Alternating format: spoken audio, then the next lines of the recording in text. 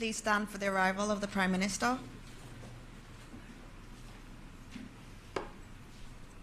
Good afternoon, everyone. Good afternoon, sir. Michael, yes. You're looking like I thought I said you. Sit what you need, please.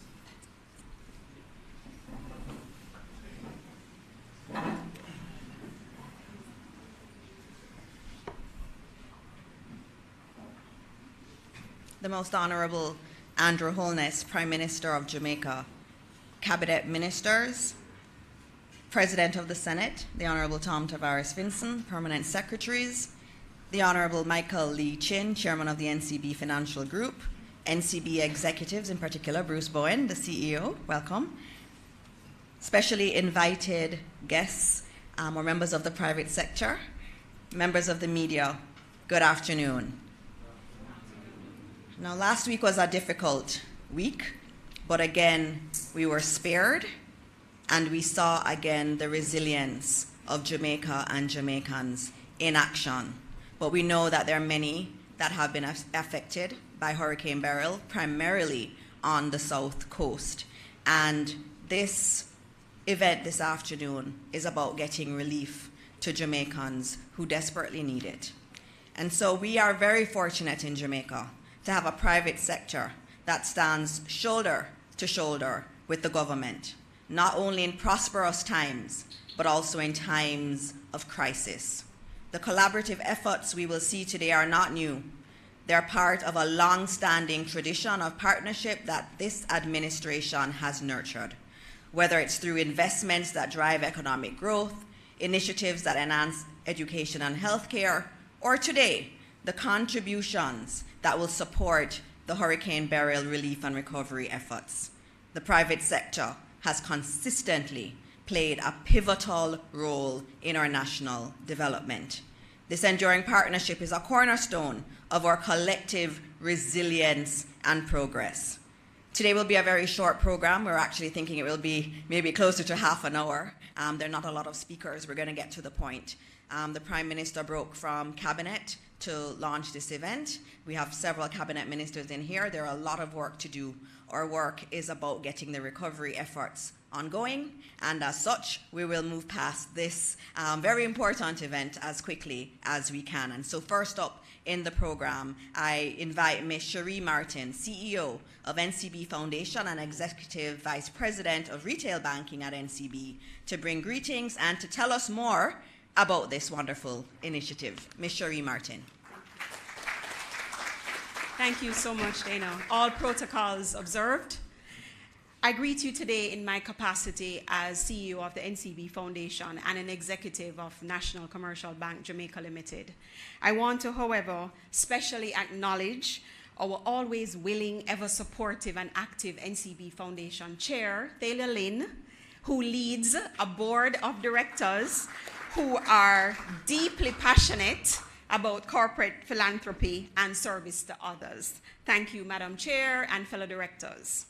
Today, we officially launched the NCB Building a Better Jamaica Fund, with its first initiative being the disaster relief aid we are mobilizing to help our fellow Jamaicans who have suffered tremendously devastating loss at the hands of Hurricane Beryl. I dare say that this fund is unique.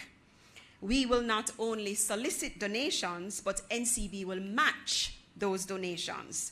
Therefore, for all sums received for this initiative, the bank, through the NCB Foundation, will double the pot, so to speak, by contributing an equal amount up to a maximum of $150 million. Essentially, we are seeking to raise at least $300 million to support community rehabilitation with particular focus on the more adversely affected areas in the country. To ensure the desired goal is achieved, we have sought to establish partnerships with select organizations like the ODPM being one, and we are now in the process of formalizing the terms of reference for how the funding received will be disbursed, accounted for, and reported to the relevant stakeholders and the wider public. Please stay tuned for more details and further announcements before the end of this week. The NCB Foundation has had a rich history of positively impacting lives and communities. Many persons know us primarily for the work in education, having funded over $1 billion in scholarships, grants, and training for some 13,000 individuals at all levels across Jamaica. However, community development is also a key area of focus. Working through the bank's extensive 27-branch network, we continue to identify and respond to calls from entities who reach out for much-needed help. Since being established some 20-plus years ago, the Foundation's total contribution across all our areas of focus is over $2.4 billion, representing assistance towards over 800,000 lives. Today, we are here to galvanize support for the major restoration work that will be necessary to bring normalcy to thousands of our fellow citizens across several communities and several parishes. Today, we are here proudly playing our part in building a better Jamaica, knowing that by working together, our nation is stronger, and by working together, our nation will overcome. Thank you.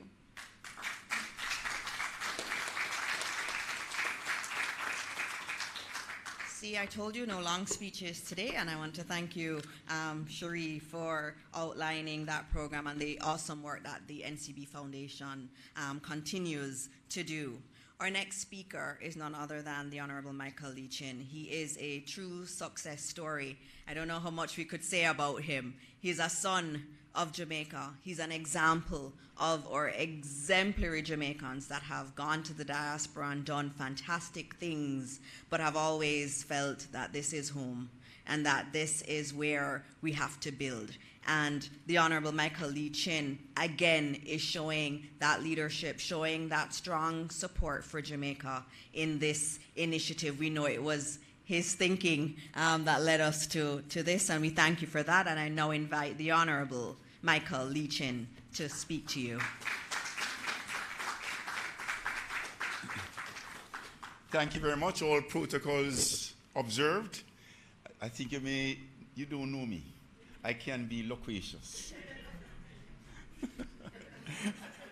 Anyway, to put things in perspective, Gilbert has historically been the most devastating hurricane we have had, Gilbert.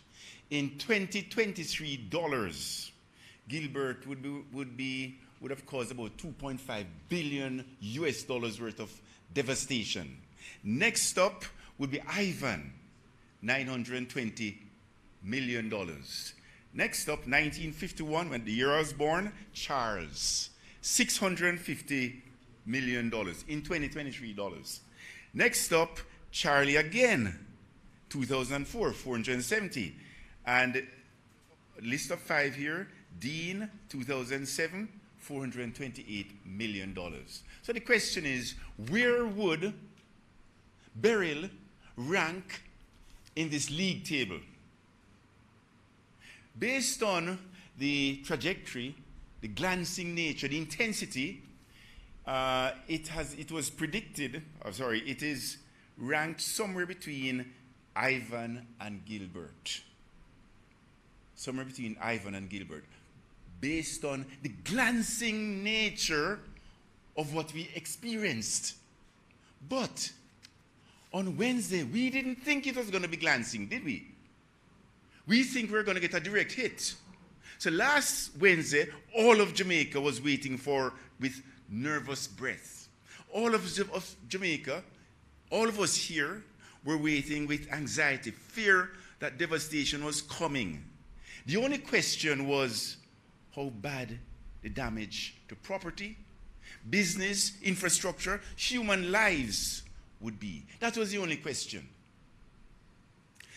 I just came back from my nice, cushioned, air-conditioned office with internet, lunch served, spoke to clients, drove here, didn't see any trees lying across the road. It's easy for us to be lulled and not realize that we had nothing to do with the above conditions. We had nothing to do with it. It's only by the grace of God that we didn't get a direct hit. And had we gotten a direct hit, it would have been totally different. We wouldn't be sitting here today.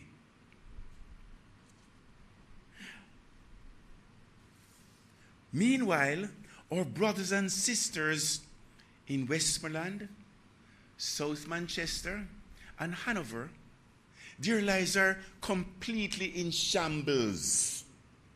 In shambles. And it wasn't their invitation. Pardon me? Eh? St. Elizabeth, sorry. Tommy. St. Vincent. Yes, their lives are in shambles, complete shambles. Farm crops devastated. What does that mean? When you lose a crop, it means you just can't go and plant the same day, next day. It means you have to wait another year for the season to come back, for planting season to come back. So what's going to happen for cash flow during that interim year? Roofs taken off, furniture blown away. Most of our brothers and sisters had no insurance. Their future is up in the air. No light, no communication, total devastation. That's just down the road. Yet us sitting here, not feeling it, tasting it, hearing it, being there, we would not think that just down the road that is happening. So, what are we going to do about it? Ladies and gentlemen, those of us who were spared by the guiding hand, the divine guiding hand, we have a responsibility. Because had we not been spared, we'd have had to dig in our pockets and replace roof, replace furniture, etc., etc. But we're spared. Our brothers and sisters down the road were not spared. They'll have to dig into their pocket. And in fact, they have no pockets to dig into. So once we realize that, and we realize that we are our brother's keepers, it behooves us all to say,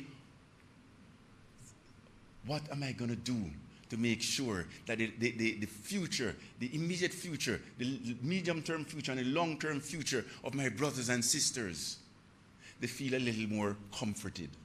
What am I going to do? So it is in that vein why NCB on Friday decided to do this, make this contribution. But this contribution, given what I've said in terms of the cost in 2023 dollars of the various hurricanes, this contribution is equivalent to $2 million, is a drop in the bucket.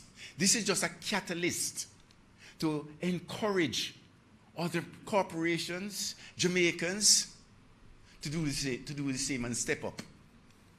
So I thank you very much. I have to say to my NCB team, I really thank you for what you have done over the last, from Friday afternoon until now, because we have engaged foreign NGO partners like Food for the Poor in Canada and America Friends of Jamaica in the US, so that the diaspora community, whenever they make an investment, they can get a tax write-off for their investment because of what we have set up.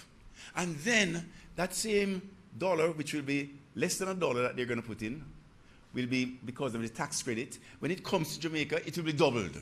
So there's tremendous leverage. So I want to thank the NCB team for doing all of that work to get us here today to maximize the leverage we will get out of the contributions. But it's not going to stop at 300 million. It can't. So, ladies and gentlemen, those of us who can, should. Thank you very much.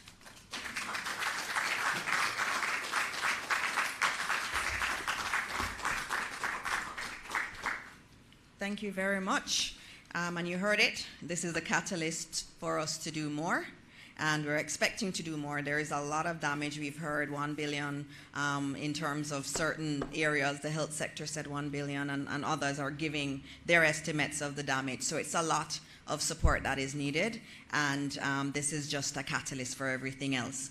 We're going to go very quickly on now to the Prime Minister of Jamaica, the Most Honorable Andrew Holness.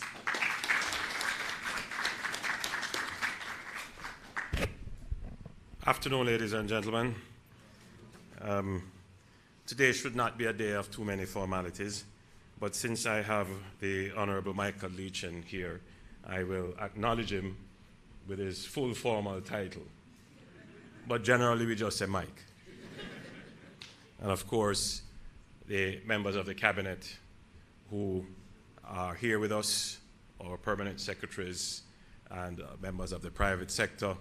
I'm seeing the president of the PSOJ, Metro Siaga, here, and other members of civil society who have joined us. Mike tried to give you an assessment as to what the cost of the hurricane could be.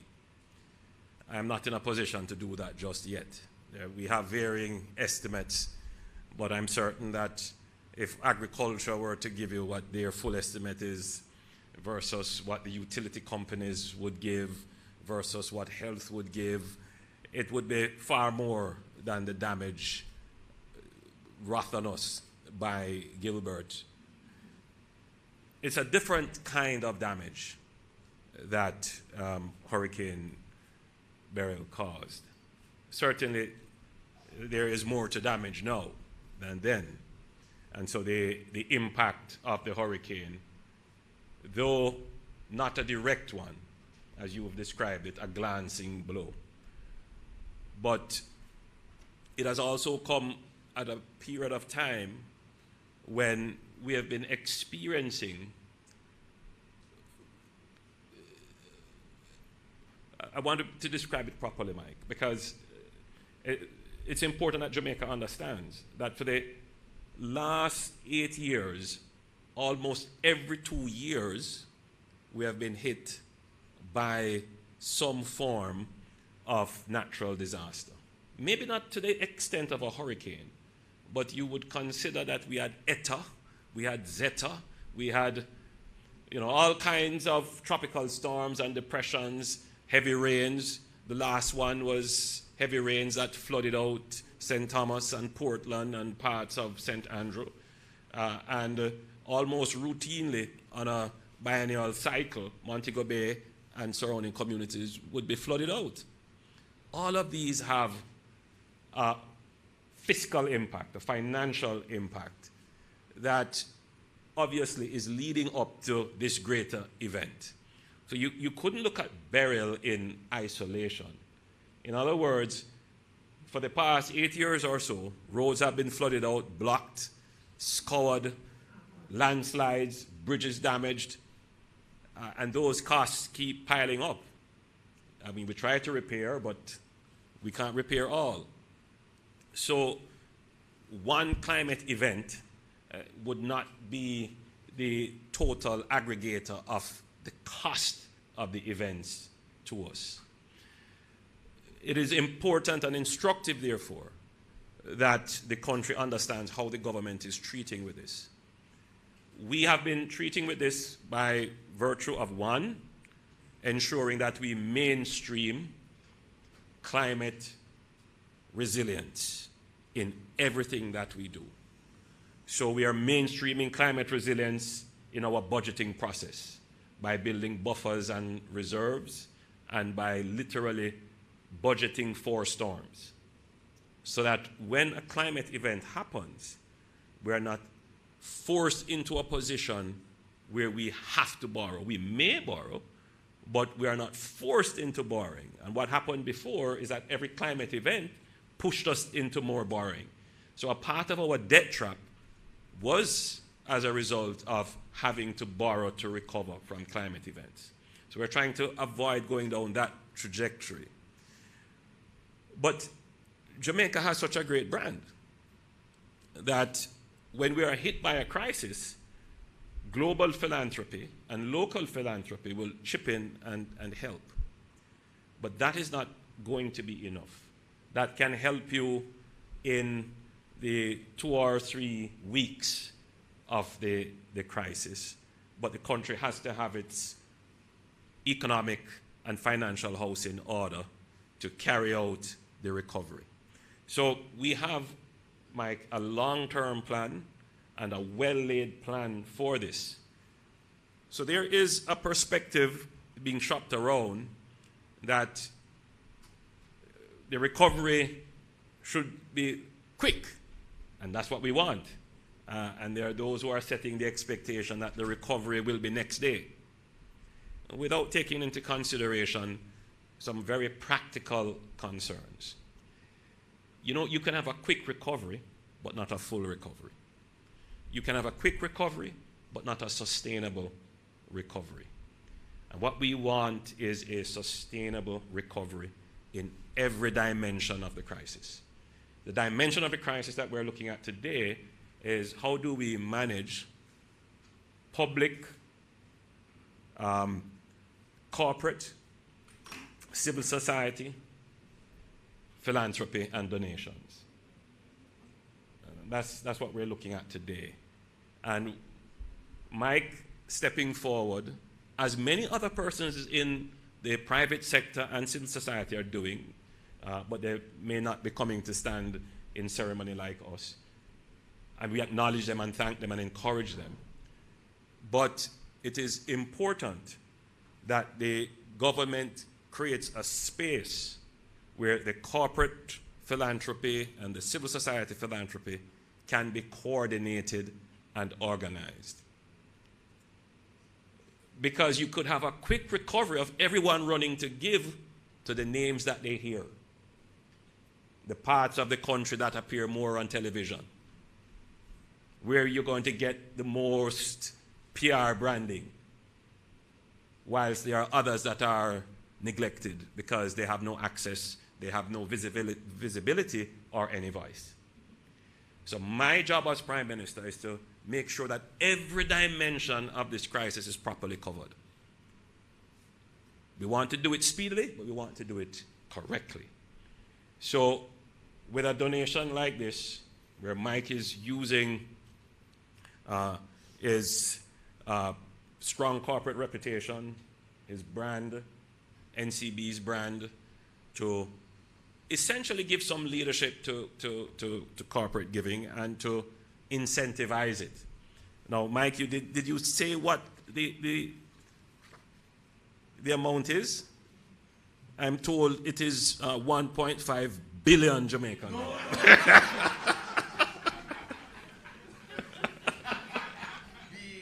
Please correct me if I'm wrong.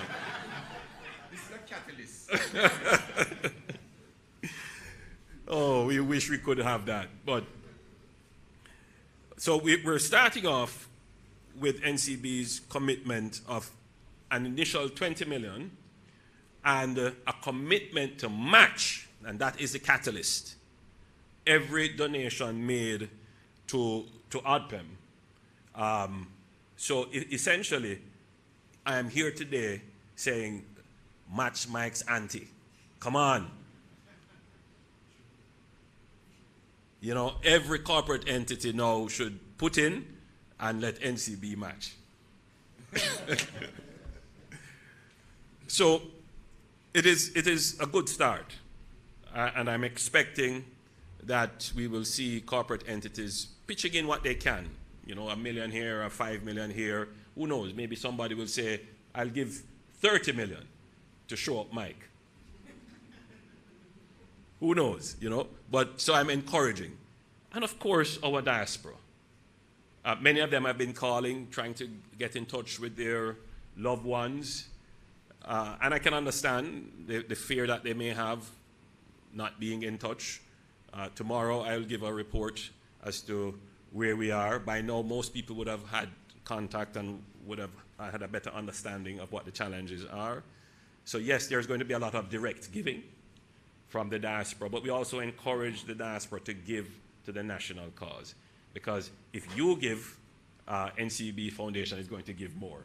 So it's as you say, a catalyst and an incentive. And of course, there are international organizations that are contributing, and we have had a number of them already reach out.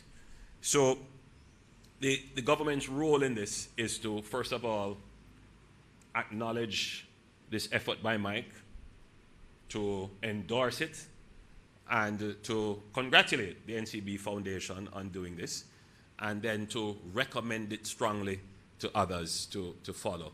And of course, in a crisis, we are never too proud to say we need the help and thank you for considering us. And so that is my appeal today. We do need the help.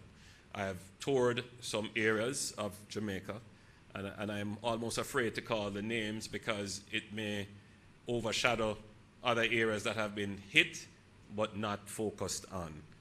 Because though there are some areas where the severity is higher, there is a general, right across the country, dislocation that, you know, eventually we're going to need to help. So as a matter of focus, we're going to focus on the severe areas, but generally we're going to need to help. But I think the people in, you know, Rocky Point and Portland Cottage in southeast Clarendon and on that southern belt would want the nation to know that they have been badly hit as well. I think the people in the southern end of St. Elizabeth, they would want the country to know that they have been badly hit as well. I think the people in Hanover would want to, you know, would want some attention paid on them from the national media. And in St. Thomas as well, they would also want to know, and in some areas of St. Anne. So we know the areas of damage. We have been doing the assessment. We know. And we appreciate your patience, and we understand the frustration. But what I'm doing here is a part of the response process. That if we get contributions coming in, then we can immediately start to channel them into areas that could help to solve some of your needs. We today will be creating a website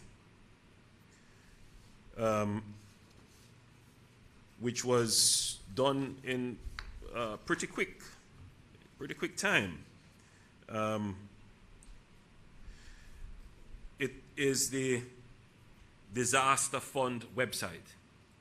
It's called Disaster Fund, all one word, .opm.gov.jm. So this is part of creating this coordinated platform. Let me repeat that. It's the Disaster Fund website, disasterfund.opm.gov.jm.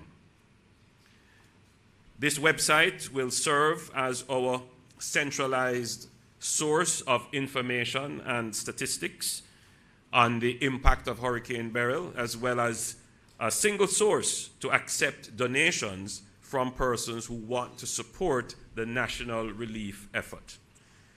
Anyone locally or overseas with a Visa or MasterCard, debit or credit, can go on the site and make a donation. Donations received will be matched by the NCB Foundation up to a limit of $150 million.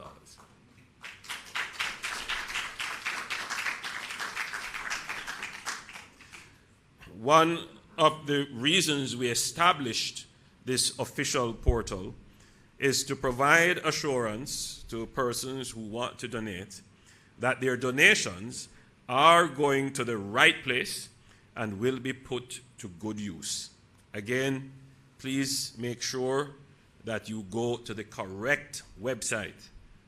It's something that we always have to be so careful in today's world, that somebody's going to try and do something to mimic or copy the website.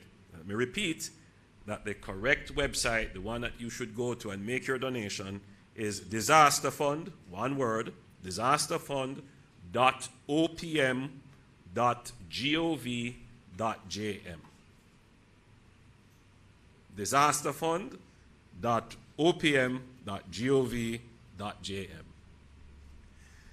And for those who would prefer to donate by a bank transfer, you can use the account numbers on the website to donate directly to ODPEM. ODPEM is our disaster preparedness and emergency management agency. They have an established account, and the details for that account is on the website that I just gave you. So on behalf of the government of Jamaica and the people of Jamaica, I extend my heartfelt gratitude to the Honorable Michael Lee Chin, Mike, and to the NCB Foundation for their vision, generosity, and unwavering commitment to Jamaica's recovery. I am filled with hope and confidence in our ability to overcome this challenge and to emerge stronger than ever. You know, another word for crisis is opportunity. And as I drove through Jamaica and I saw the devastation, I saw the crisis, but I am seeing so many opportunities for Jamaica to recover stronger. So yes, it is all about now a mindset.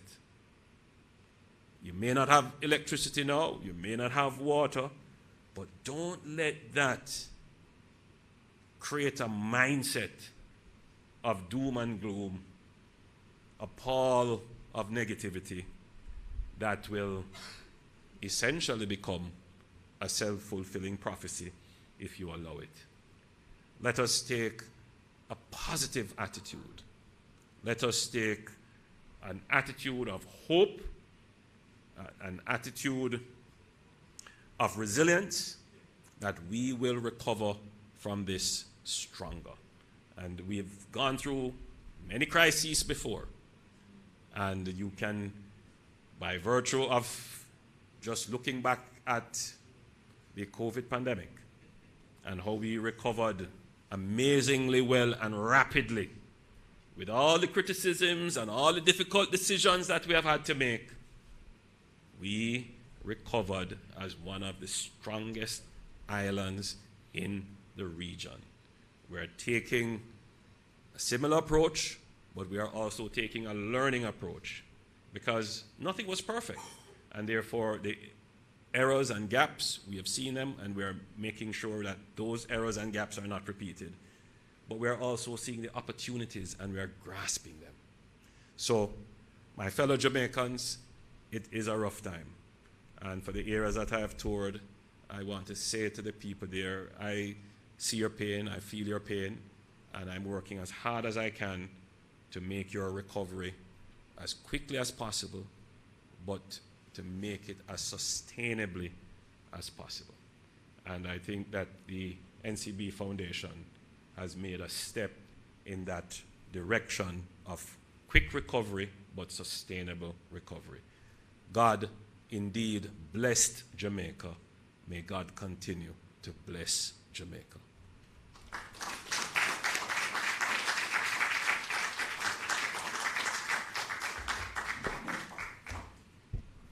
Thank you, PM, for those words. The fund is aptly named Building a Better Jamaica Fund, and as PM said, we need to build back stronger, and that is what our goal is, and we have to do that collectively as a people with help from everywhere. And I think you'd have seen lots of images of Jamaicans, everyday Jamaicans, helping to clear roadways, offering support.